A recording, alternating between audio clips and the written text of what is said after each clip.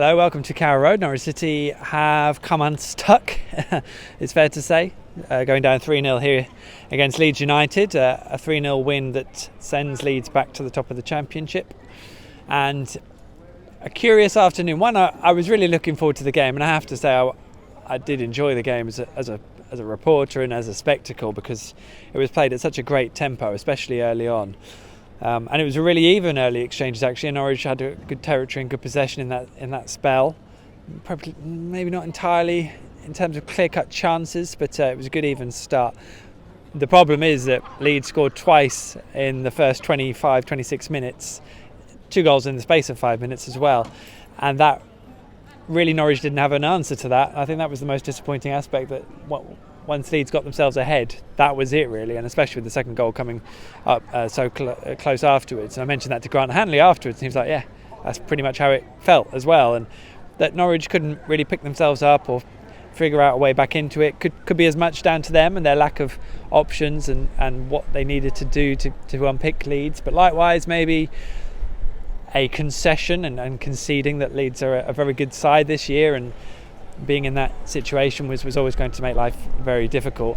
The defending for all 3 goals was pretty ropey. I mean, the third from Pablo Hernandez in the midway through the second half was probably the pick of the bunch, and maybe not owing so much to the defensive issues, but certainly those 2 that undid Norwich, both coming down their right, were a bit of an issue.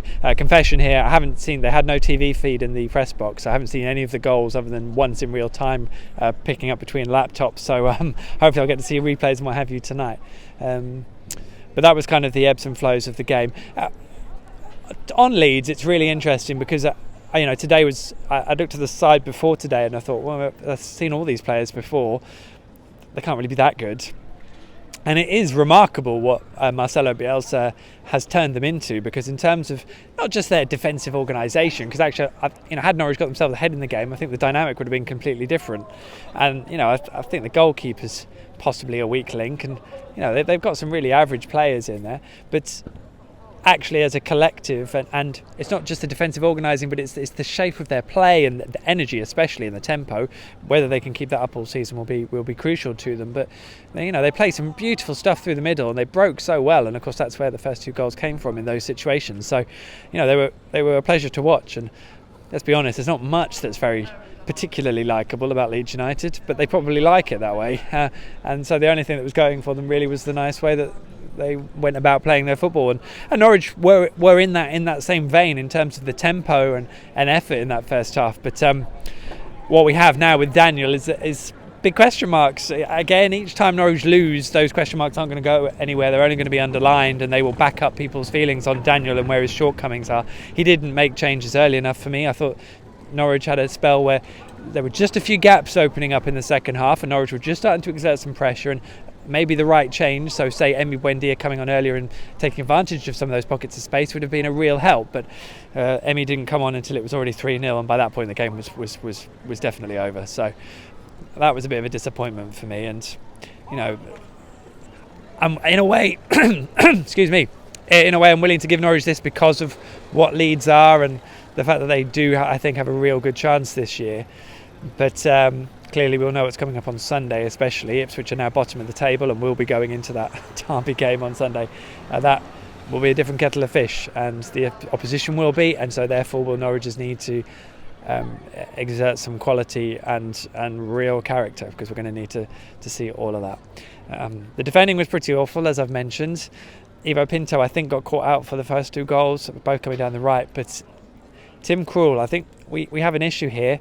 We're going to hope that it's rustiness, and that because he hasn't played for a year, that there is something there that he can get back. But it's a real worry, because Norwich have installed a lot of faith. We were all quite excited. I was excited about the signing, because you want Tim to rediscover what he could be and was, and likewise, it seemed like that would be a possibility. But so far, I mean, I haven't really seen him make an outstanding save. I think he had a part to blame in the winner at Sheffield United for not cutting out the ball across, and that's without mentioning obviously the complete howler against West Brom. And today the first goal he probably could catch, in truth. It's a slightly tricky one, but especially the second one going through between him and the near post from a sharp strike from Alioski, but just the reactions weren't there from Tim. And what you don't want, as Farke said himself when he decided that Tim was the way to go, is a goalkeeper who's going to undermine your work, because that can be something that is really costly over the course of the season. So yeah, difficult times, because we need a real run of consistent results. It can't be one or two from Tim. We need a genuine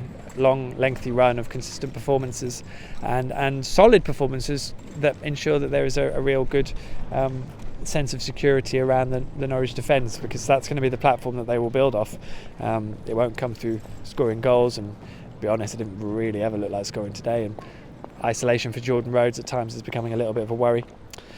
A word for Louis Thompson, playing today. First start since they last played, since his last one was against Leeds back in 2 years ago, two and a bit years ago, I think, or maybe it was under 2 years ago.